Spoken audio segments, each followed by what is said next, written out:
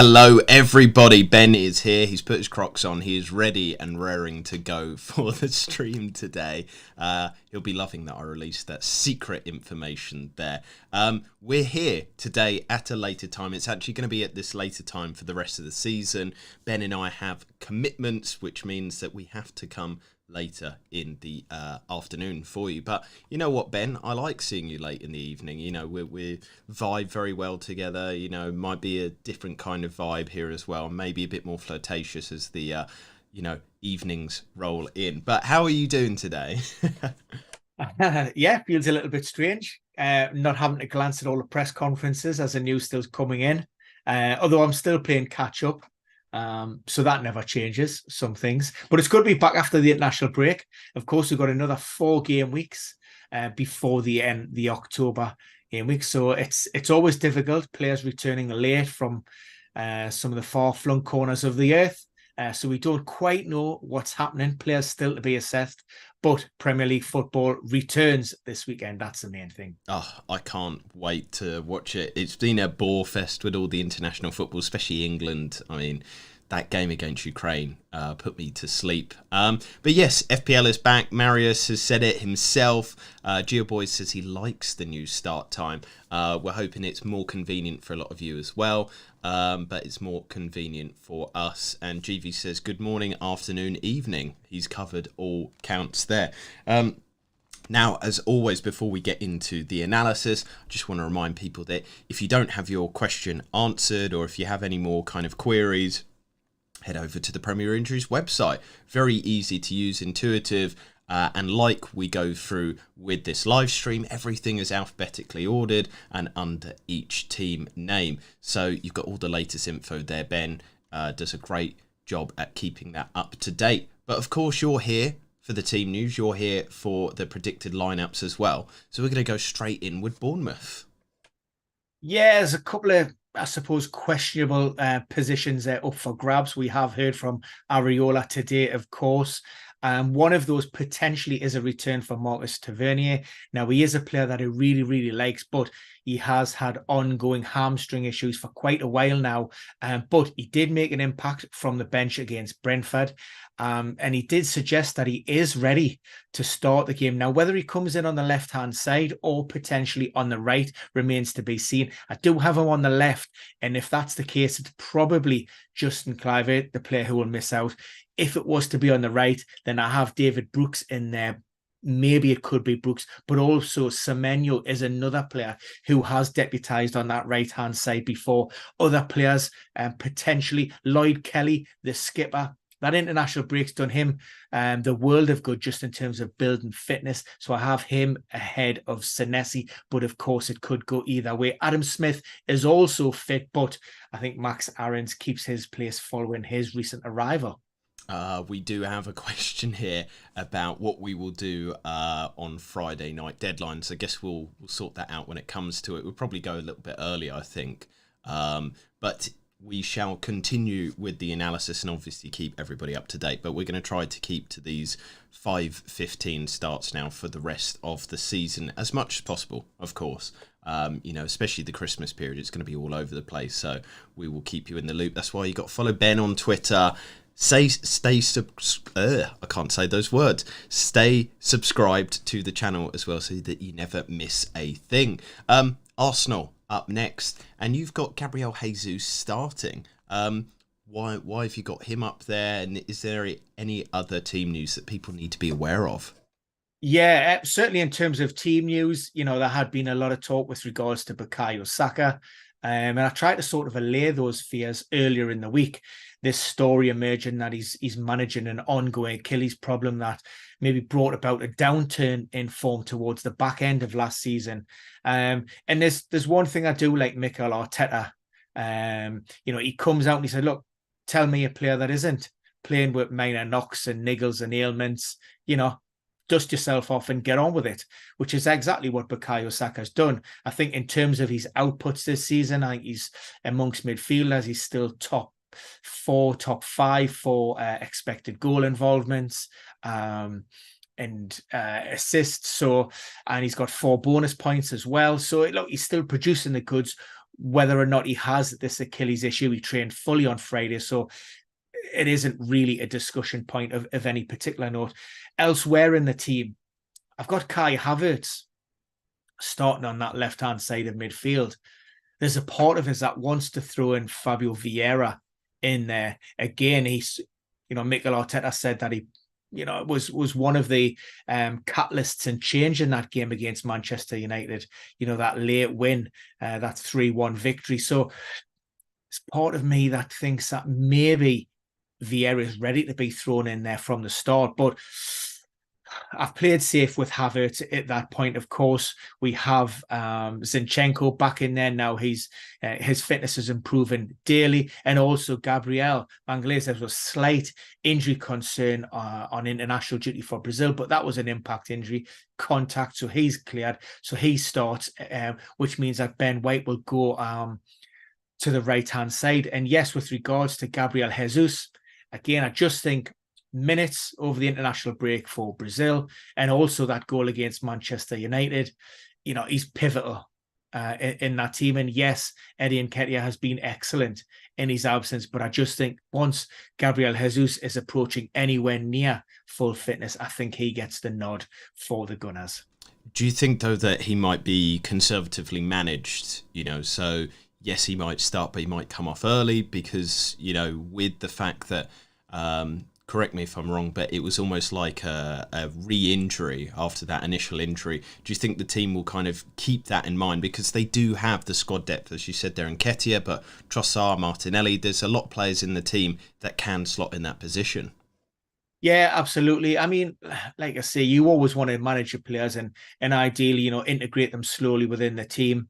We've got European fixtures now coming up, so those games will become thick and fast. And it's not just about being able to manage players and ensure that you're managing that load and you want to minimize or mitigate the risk of anybody suffering any setbacks. But like I say, the form of Eddie Nketiah, and of course he's been away with England, so confidence is high. You want to keep those players on the fringes of the squad happy, but also sharp as well. So yeah, while I have Gabriel Jesus down for a start, potentially I'm looking at around about 60 or possibly 70 minutes, depending on how the game that pans out, with maybe Eddie Nketiah then sort of entering the fray. And is there any updates on Thomas Partey as well? Yeah, we're looking at it. It's still a few weeks away. Mikel Arteta always plays his cards close to his chest, so there's nothing definitive coming out from the club. However, it wouldn't surprise me if it was after the next international break, so that October international break, before we see Thomas Partey really pushing to be in contention for a start in that Arsenal team. And I mean, reiterating the point I said earlier, the team have the squad depth now. You've got Rice in there to be able, and Jorginho too, to not need to risk him like maybe we have done in previous seasons. Aston Villa up next. What's the latest there? Yeah, we do have Alex Moreno back on the training pitch. Has been training with the squad now for the last few days, but having missed such a large chunk following surgery on his hamstring, and of course the form of Lucas Digne, who had been touted for a move, by the way, during that summer transfer window, but he's been fantastic, so that's why he keeps his place. Diego Carlos was a player who was forced off at Anfield. We have seen a slight tweak in the Aston Villa formation in recent times. Unai Emery going with three at the back, and that allow the likes of Digne and Matty Cash to push a little bit higher up the pitch. But unfortunately, because of that injury, I see Villa maybe going back to a more orthodox 4-4-2. Now that might clip the wings of those fullbacks just a little bit. So this is one to watch. And another talking point was around Leon Bailey, because he was a player that came on at Anfield for Diego Carlos, and the substitute was subsequently substituted. That's never a good sign. But Unai Emery said it was more about managing his minutes and load, again with his injury problems, having played in the Carabao Cup earlier in that week as well. Well, there you go. I'm just reading the comments here. So we've been asked, Jandre says, cash, 0 to hero. What's it going to be this week, Ben?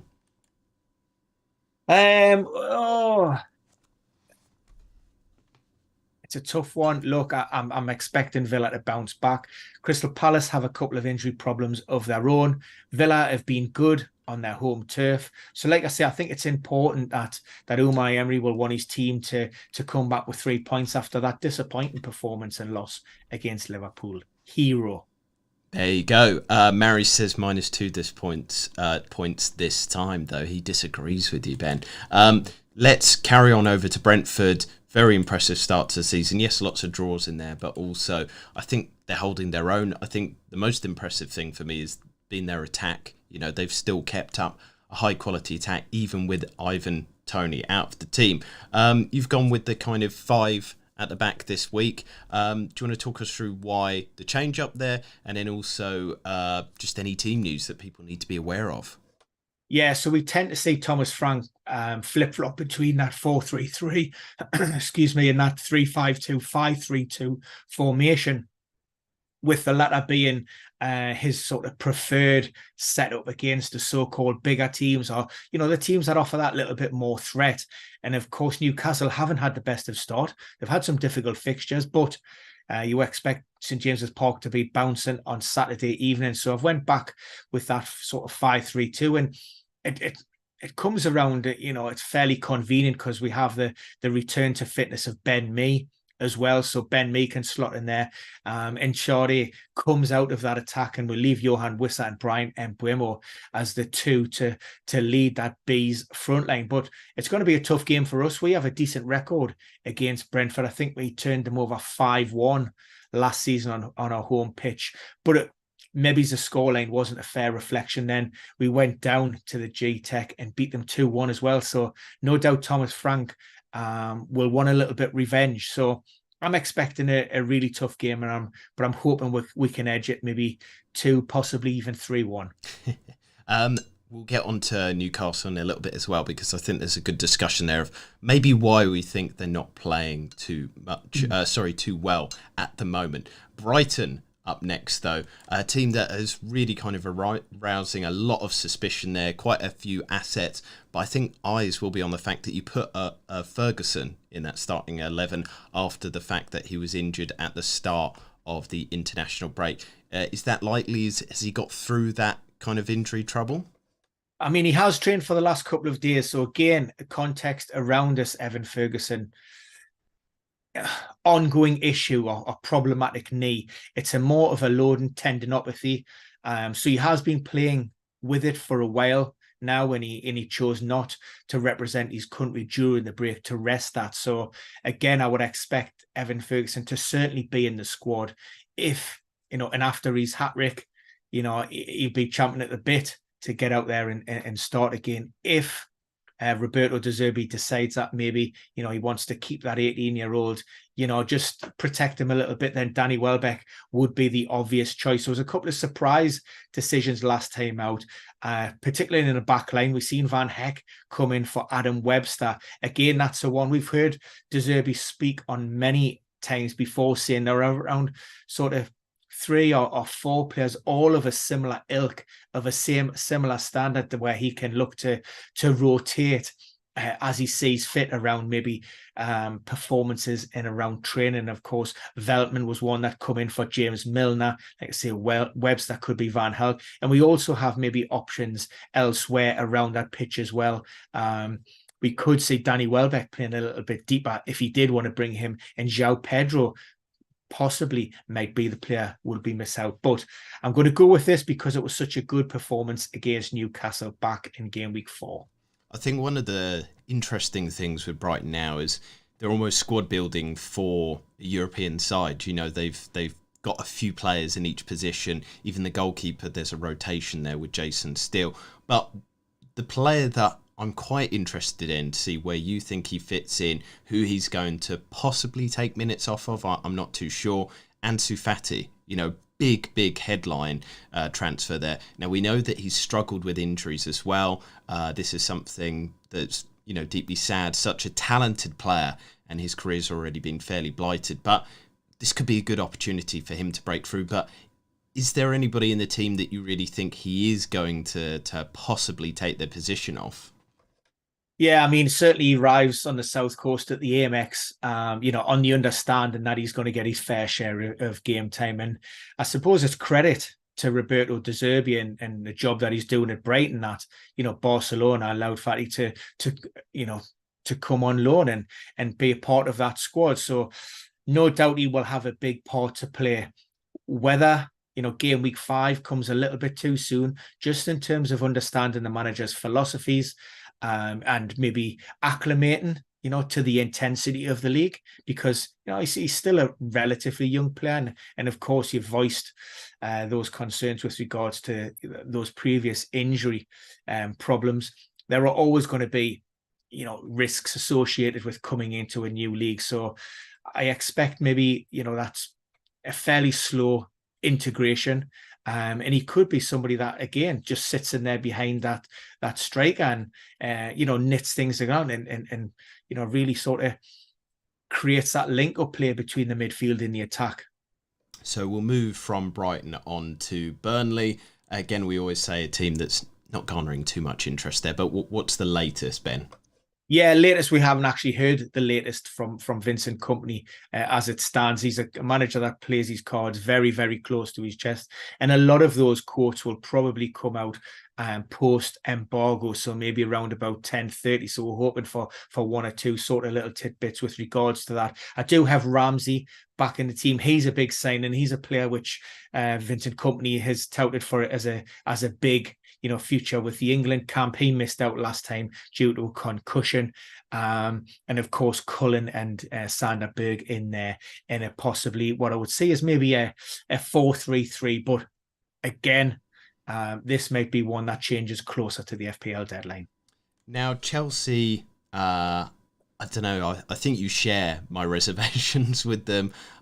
I'm not really sold on them. They've got a few problems there with the team. What is the latest, though? And also, again, interesting, you're playing Fernandes further up front. I don't think he played all that good up there, but I think Chelsea have all sorts of problems. You know, there is a massive gap there. Maybe Nkunku, when he is back, would play that sort of role, and then that would allow Fernandes maybe to play a more natural role. But, you know, with all this, they are struggling a little bit, aren't they?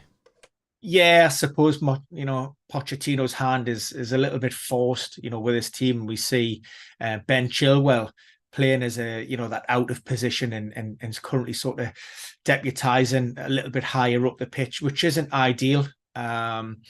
You know, they do look a little bit unbalanced, this Chelsea side, and of course they lost last time out. Pochettino said that he was fairly happy with the performance, and maybe on another day Nicholas Jackson could have got himself a couple of goals, but, you know, he seems to have taken over that mantle from Kai Havertz in terms of an underperformance on XG. I think he's already 2 goals down on where he should be. So, you know, yeah, there's a lot of people get excited by pictures from the training ground, and we have seen Barry Ashiel working out there, and Armando Broja, and also the Albanian FA confirming that Broja should be there or thereabouts in terms of his squad. But Pochettino poured, you know, cold water on that and said, look, neither player is quite ready at this moment in time. Barry Ashiel, that hamstring problem that goes back, I think it's almost 4 months now. He should, in theory, be a little bit quicker than Broja to get back up to speed, particularly given the fact that he's a defender as well.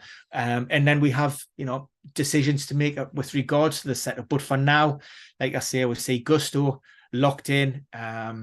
There's nothing definitive on Reece James, but Pochettino said that he's just hopeful that he does return before the international break in October. I think people are starting to criticise your pronunciation again. Badi Ashiel. What's the defender's name, Ben? Badi what? Benoit. Benoit. Is he a baddie? Badi Ashiel. Badi Ashili. Yeah. That's honestly that sounds good to me. That. There you go. Jandre, if you want to correct Ben, we're always open to correcting your mic, because it's obviously his speakers is the problem. I mean, what fun would be a live stream without me butchering somebody's name? Yeah, or me with the Guy Titter, as I said last week. And we're on Crystal Palace at the moment, talking of the devil there. Crystal Palace, are they unchanged, or is there some injury news there that's going to affect the team? there's going to be at least 2 enforced changes there from Roy Hodgson. They've had a fairly settled lineup throughout the first part of this season, managing injuries really well. Of course, the international break comes along. We have Jefferson Lerma, who's been an integral part during those early game weeks, picks up a hamstring problem. And then also Mark Guy was forced off at half-time for England against Scotland earlier on in the week. So it looks as if both of those players are going to miss out. Now, Chris Richards is the likely player that I have coming in. He played there against Plymouth Argyle in the Carabao Cup on the left-hand side of Joachim Andersen. Of course, former gunner Rob Holden is another option for Roy Hodgson. In midfield, I do have Will Hughes. Not 100% locked in on this one. There's a couple of ways that Roy Hodgson could go.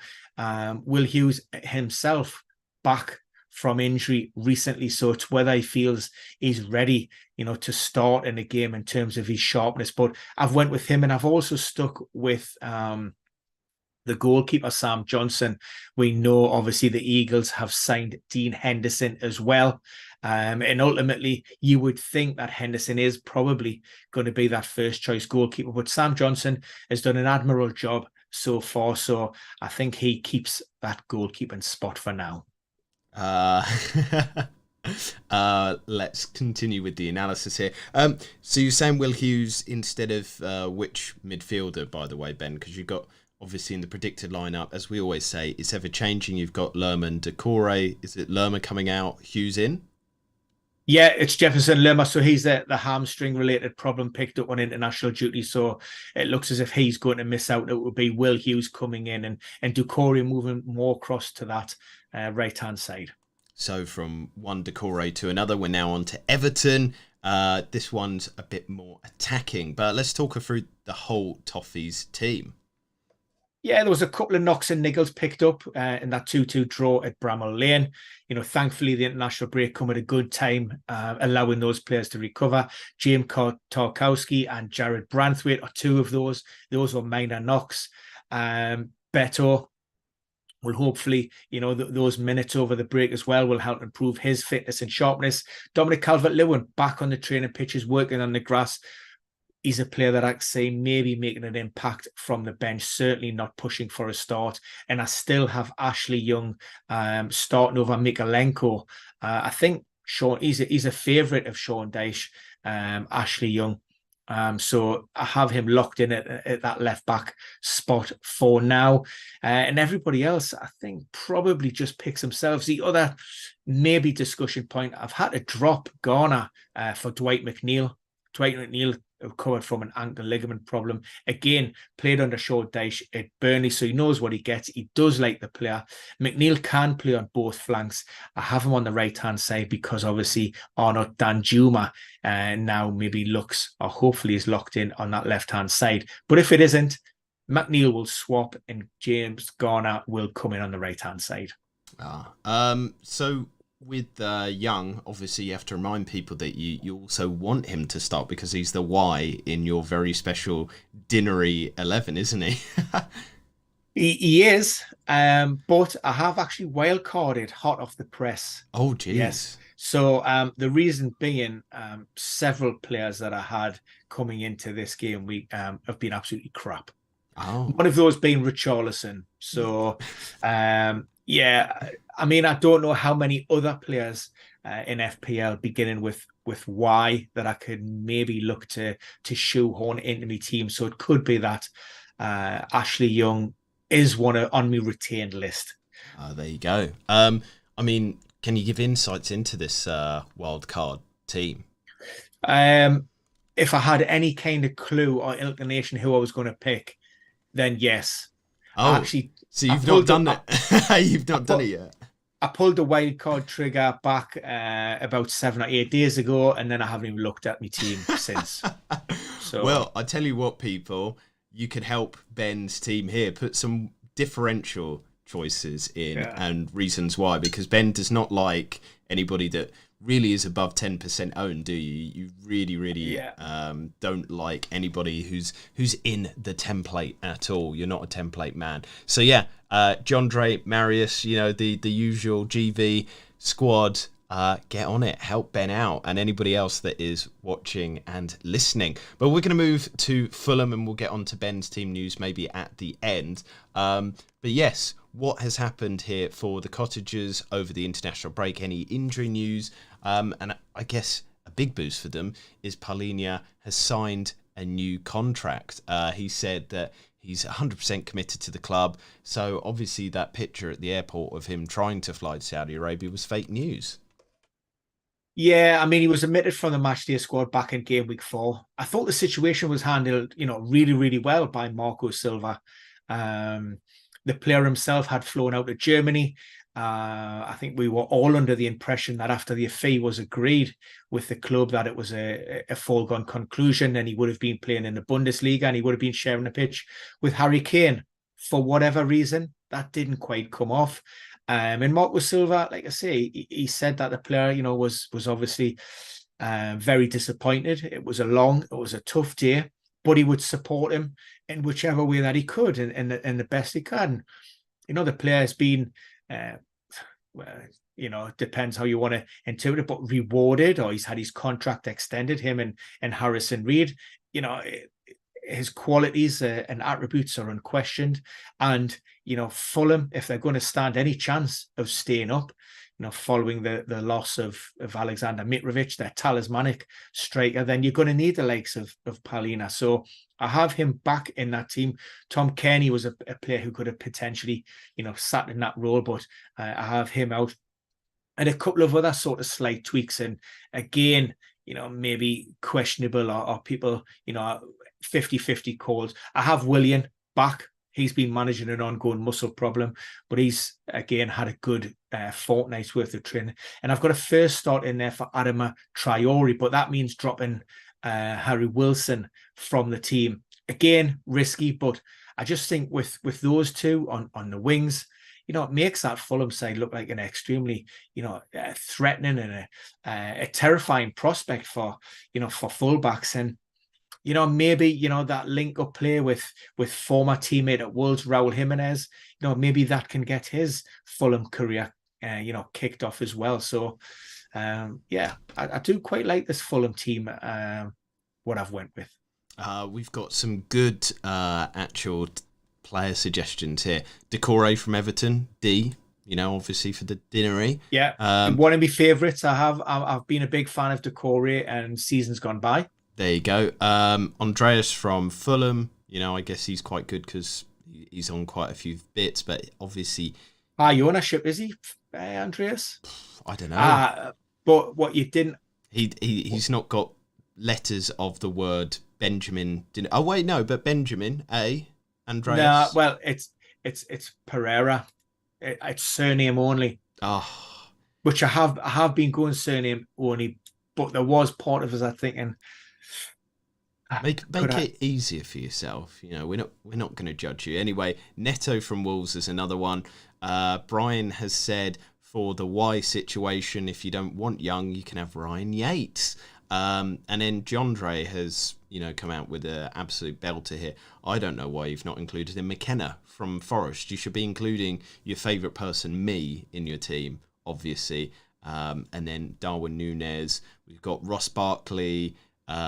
Just some punts in there. But obviously we talked about Núñez here. We're on Liverpool, but you haven't got him in the 11. Maybe that's a reason why you don't have him as one of your N players. What's the reason for that, Ben? And just talk us through the team. I mean, the reason I don't have Núñez, and we've spoken about it many times before, I think those attacking slots in that Liverpool lineup, outside of Mo Salah, they're just not nailed down. And look, Darwin Núñez was great at Newcastle.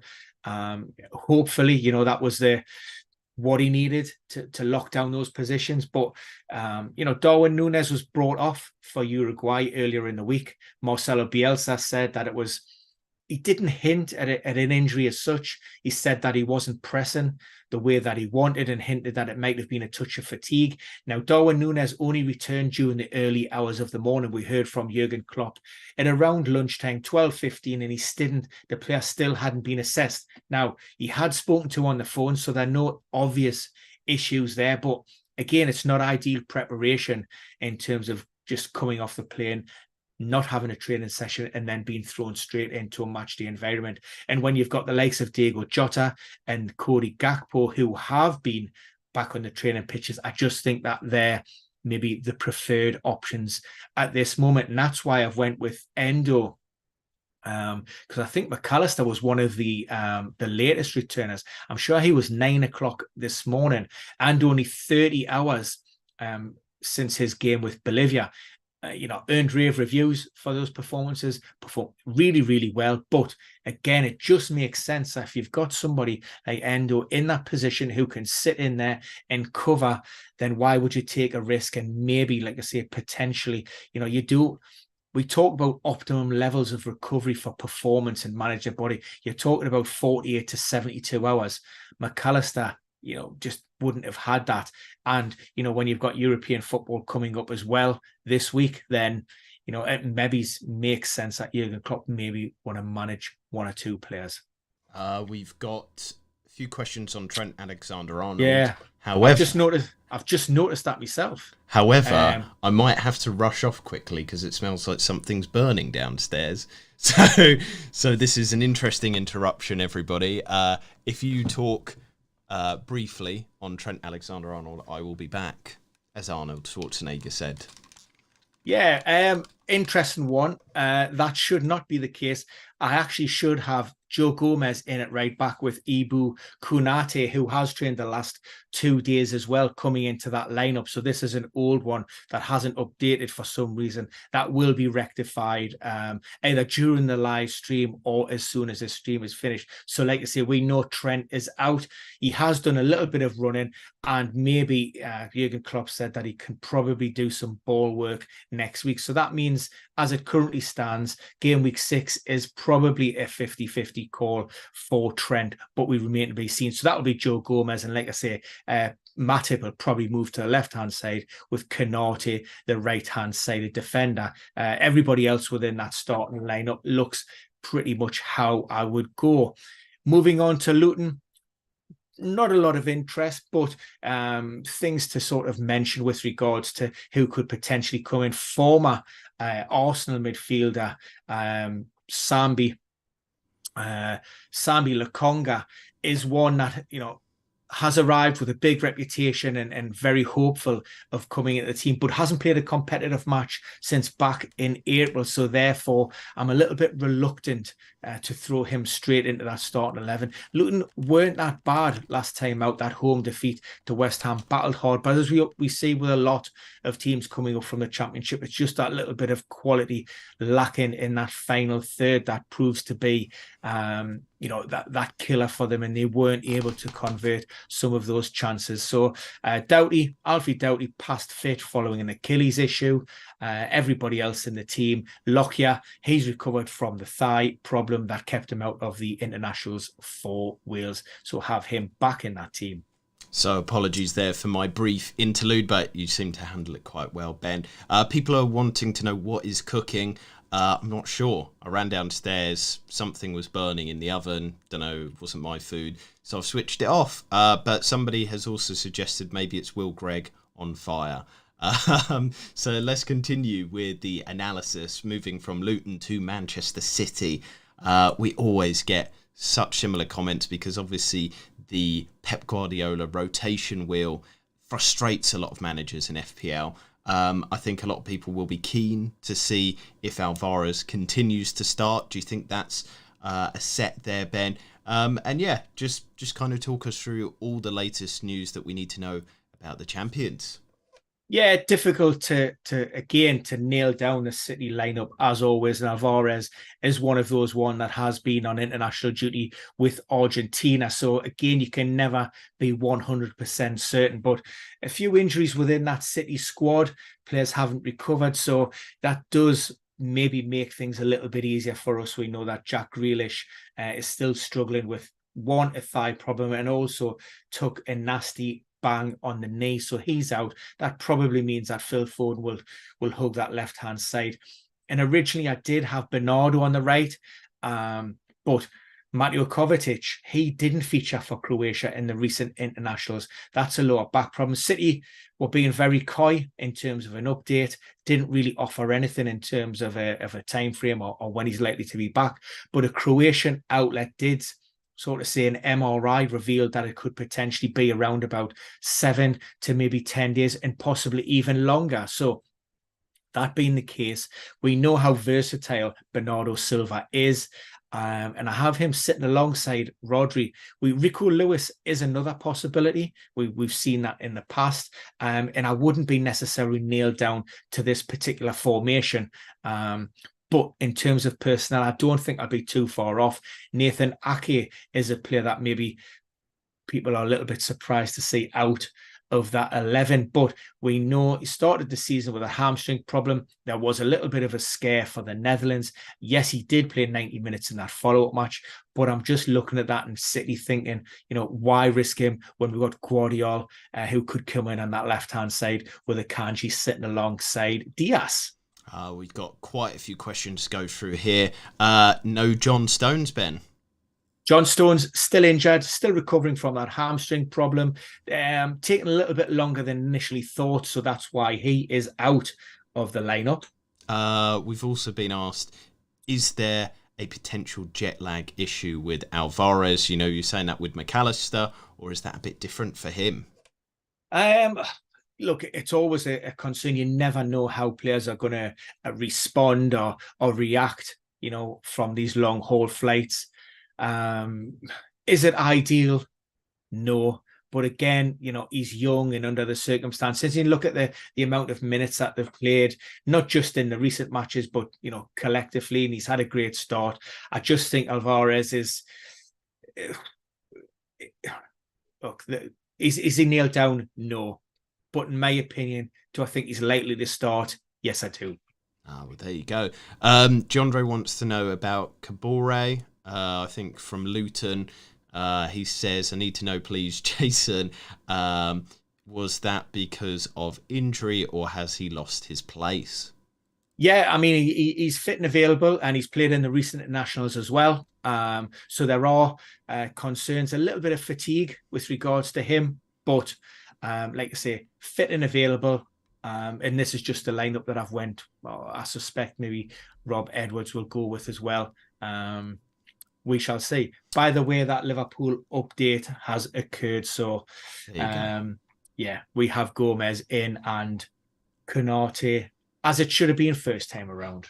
There you go. That might be me, though, because I obviously load this up and maybe it hadn't updated when I had loaded this up at the start of the stream. A lot of people are saying the fire smell through the house was the hot content. Brian has said, cancel that fire. I suggested one week that you should spit some bars, Ben, some fire bars. I mean, I don't know if you'd like to have a rap battle against maybe some other FPL content creators, call somebody out, go back to like peak YouTube content. Was it like 5-6 years ago with the rap battles? And somebody said, of course, Ben is the Geordie 2-pack. The Geordie Lurpak. And it's, I think it got more chance of it being a crap battle than rap. So I reckon you could have some good fire lines, though. I mean, some of the people might not understand what you're saying if you start, using Geordieisms like, Hawaii, Scran. I can't think of some other stuff that you say to me all the time. But we're going way off topic here. Let's concentrate on Manchester United. Brian has suggested you start some beef with somebody. I like that suggestion as well. I don't know who we should go after, Brian. People put it in the comments and it could come out of nowhere. You never know. Manchester United up next. You've got Højlund starting, which could be an exciting addition to the team. They're already underperforming XG like they did last season. They do need to start putting these chances away. They haven't looked great so far, but could this be, a boost? However, we do have to talk about the reality that there's a lot of injury issues in that team. Makeshift left back in Dalot. Martinez is in there, but Lindelof is coming in for Varane. It's not looking great for them at the moment.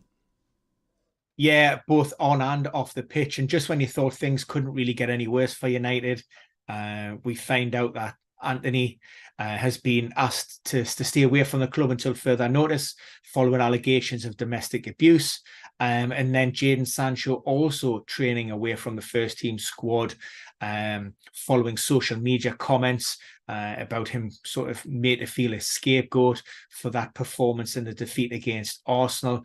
Of course, he was dropped from the matchday squad by Erik ten Hag for what he's seen as not hitting, the standards expected of Manchester United players on those training pitches. So those two players out of contention. And that throws a little bit of a spanner in the works in terms of how we set things up now. I do have Marcus Rashford on the right-hand side. Not great. We all know that he likes to play off the left. His best performances come off the left. But it's a case of, do we go with Garnacho, who I think maybe deserves a start, and therefore he would come in on the left. The alternative would be, we have seen Bruno Fernandes move out to the right-hand side. Rashford could stay on the left. Christian Eriksen would therefore play in a more advanced role.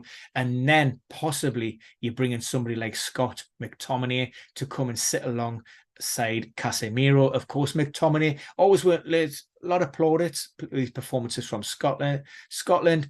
High energy, high work rate. You know exactly what you're going to get with him. And maybe, that's just what Manchester United are missing at the moment. So that's the one that I'm sort of toying with at the moment. On the left-hand side, you mentioned Dalot. He's deputising for the injured, Malacia and also Luke Shaw. But don't forget, they have Sergio Reguilon as an option, the Spanish fullback on loan from Tottenham. There you go. Let's continue then from Manchester United to the best United team in the Premier League, Newcastle. What is the latest there? I think maybe you've made the right call here with the team from like my outside perspective, dropping Isaac. Wilson has looked so good. I don't know if there's a way to get both Isaac and him in the team. During the international break, Isaac was playing a little bit deeper, creating chances. But of course, why change a tried and tested formation? But it's not working at the moment, is it, Ben? Yeah, it's just, for me, and look, he's a great player, Sandro Tonali, and I actually said after the game against Brighton that I maybe expected Sean Longstaff to return to the team. Fortunately, you could say that maybe the injury to Tonali has made his mind up for Eddie Howe. Now, he isn't completely ruled out of that game. It's a myelin muscle problem, but it's a good excuse if Eddie Howe did want to change things up. Like I say, I thought Sean Longstaff was excellent last season. Just allowing those players in and around him, the real ballers, the Brunos and what have you, just allows them that little bit of freedom to go and do their thing while Longstaff gets all that dirty work done, just quietly goes about his business. Callum Wilson, I think if you go back to game week 29, that first week after that international break at the beginning of April, there is not one player in the Premier League who has a better goals per minute ratio. He was head and shoulders above Erling Haaland in that run-in. I think 12 appearances, 6 starts, 6 from the bench, 11 goals. And he's had 4 substitute appearances this season, and he's scored twice. And I think his accumulated minutes are still less than 100. So again, you're talking about maybe, sub 50 minute per goal this season. He's just signed a new 1-year contract extension. He has to start. He just has to start. And Eddie Howe doesn't like going with Isak and Callum Wilson. So unfortunately, I have Isak as a player missing out. Sven Botman trained and in, which means Dan Burn back out to the left-hand side. Matty Targett missing out. And we see that all too familiar solid back four in place once again.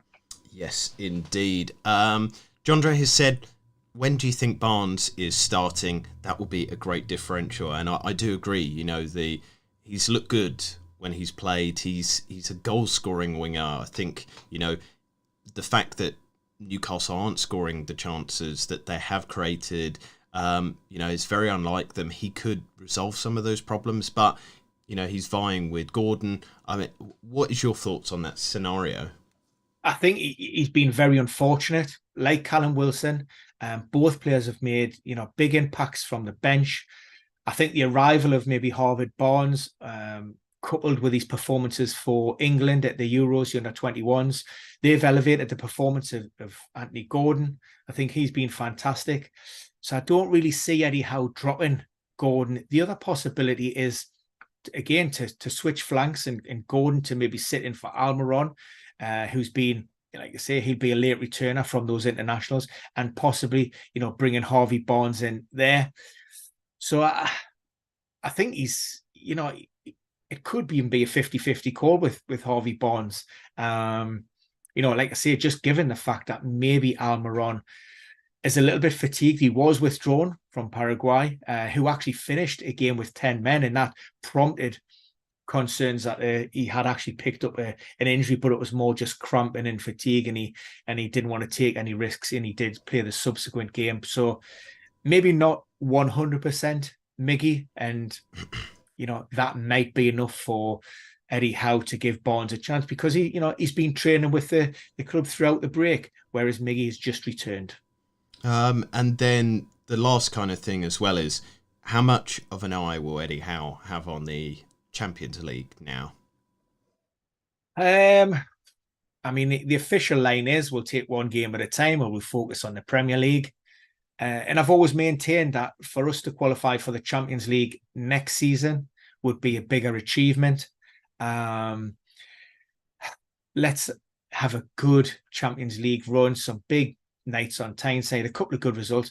But if we went out at the group stage, would it be the end of the world for me? Absolutely not, because like I say, it maybe would allow us to focus on the league. I don't think our squad is big enough and strong enough to be able to really push on both fronts at the moment. Eddie Howe's decision has been made a lot more difficult, with 3 defeats and just 1 win from those opening 4 matches.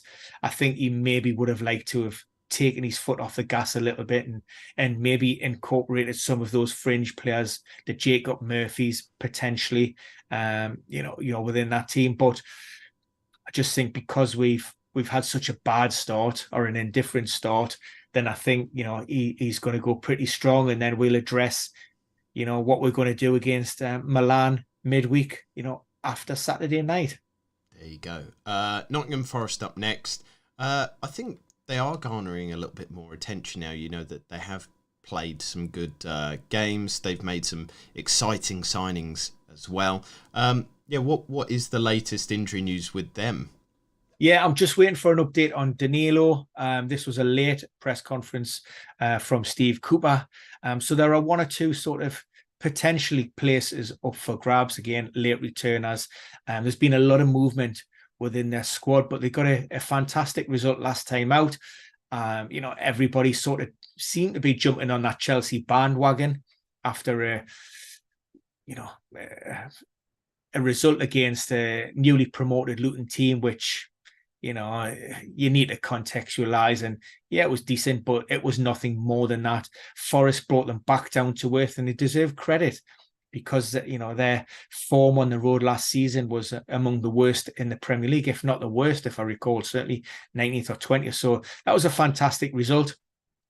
So we pretty much go with this lineup. But like I say, there's question marks over Danilo. Just waiting to hear on that latest team news update. So one to watch if you are following Forest. Blades up next. Sheffield United, one of the teams that we always say not much interest in. Want to skip through that one quick, Ben? Yeah, McAtee, I do have starting, although he isn't 100% fit. So if he does start, we're maybe only looking at about a 60, possibly 70-minute cameo. Lots of injuries picked up during the break, which hasn't, helped Paul Heckingbottom. So yeah, a few changes here. There might, Chris Basham in the heart of defence, he's covering for Egan. That he'll be a big miss. But I did like Cameron Archer and McBurney against Everton. Again, take the opposition into consideration, but those 2 looked like a threat. And Archer, again, their big money buy, looked as if he hit the ground running. Continuing through to Tottenham. Now, obviously, there's the terrible kind of sad news of Richarlison and his struggles and whatnot. So I guess for the foreseeable, I don't know, Ben, if you've got information on this, but I guess he might not feature for a little while. He's talking about problems off the pitch. It's affected him and his confidence issues. And, I think kudos to him. Very brave to talk about that as well. And, I wish him the best with it. And it seems Postecoglou is doing a great job in supporting him as well. But with the rest of the team as well, what is the kind of injury news situation?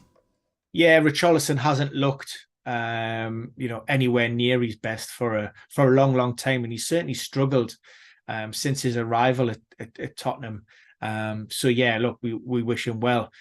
We did see a slight change in formation and setup last time out from Postecoglou. That was a Turf Moor, if I recall, 5-2, and of course that was the captain deployed as a striker with Manas Solomon coming in on that left hand side. Easy decision to go unchanged on the back of that result. There were slight concerns over the fitness of Christian Romero. He was withdrawn in Argentina's first World Cup qualifier, but was cleared to play in the second, so he's absolutely fine. So I'm sticking with that same 11 for Tottenham. There you go. Continuing on to the next team, West Ham, definitely impressed this season. Talk us through the lineup. David Moyes said there are one or two sort of issues that were picked up during the break, but he remains hopeful that everybody will be cleared.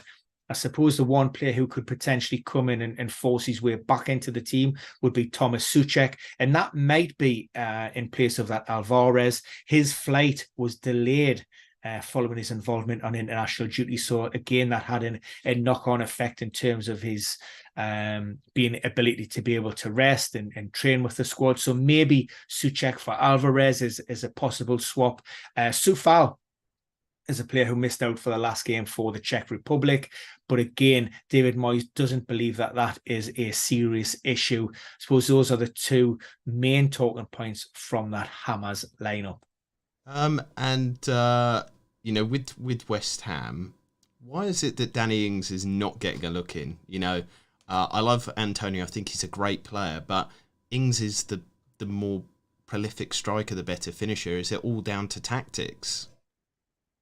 Yeah, I mean, Mikel Antonio seems to have the manager's confidence at this moment. It's always strange because wherever Danny Ings goes, and his latest moves, and we always say, well, what a great signing he is, and then it never seems to come to fruition. He has the odd glimpse of, we know what he's capable of. He's a great finisher, but for whatever reason, he doesn't get a great deal of game time. And I think Mikel Antonio and who can argue with David Moyes at this moment in time, the way the Hammers have started. So, Mikel Antonio has seen the arrival of Danny Ings, and he's responded to that challenge. And I think he's earned that place in the team, and he deserves that start in the 11. One thing just to mention, James Ward-Prowse picked up in a slight injury during that first week of the international break. He was sent home to return, but he has been back on the training pitches this week, just in case we do get one or two questions with regards to JWP. I mean, he's so good. I kind of want to get him in my FPL team because set piece delivery, West Ham, what is a better kind of combination, eh? So finally, we move from West Ham on to the final team of Wolves, team that I really don't have much interest in, but, some people might. What's the latest there? Yeah, where do I start? Hugo Bueno or Ait Nouri at left back? I've went with Ait Nouri on this occasion, but again, the Spaniard could quite easily be the preferred choice there. Hichan also back. There was a slight hamstring scare back in game week 3, missed the Carabao Cup, and then returned to the bench surprisingly in game week 4. But we have him back after his appearance for Korea in the recent. And I've also got in a first Premier League start, actually since his debut, where he went off injured with that ruptured ACL after 45 minutes, for Kolasinac. He's just been given the Castore Sportswear Player of the Month for August following his 2 goals. So I think he deserves a place in that starting 11 ahead of Fabio Silva. We do have one final question from Maris. He says, who's Wolves' striker, Ben? I absolutely nailed that, by the way. Kolasinac. And sure, that is right. Has Marius stopped being a Kuna? And then the final question for both Ben and me, with fixtures in mind, keep Rashford, move to Son, or Maddison. Who do you like out of those 3? I would definitely be leaning towards Tottenham. Look, the way they've started. Look, I'll say Son. If he's going to be playing in that central advanced striking role, then I'd be happy to take a punt on him. Yeah, because he might be playing out position, Son is appealing, but I like the underlying data of Maddison. You know, he's got the better XGI per 90 of the 2 of them. But then if you look at the predicted points, Son has way higher predicted points than Maddison over the next few game weeks. So it's kind of difficult. They both have statistical reasons for them. I think either or, and you're playing good. Anyway, that is the end of today's live stream. Make sure to hit that subscribe button, hit the like button, do share the video, and we will be back next time for the live stream at this new 5:15 time. So put that in your diaries, and we will see you again very, very soon.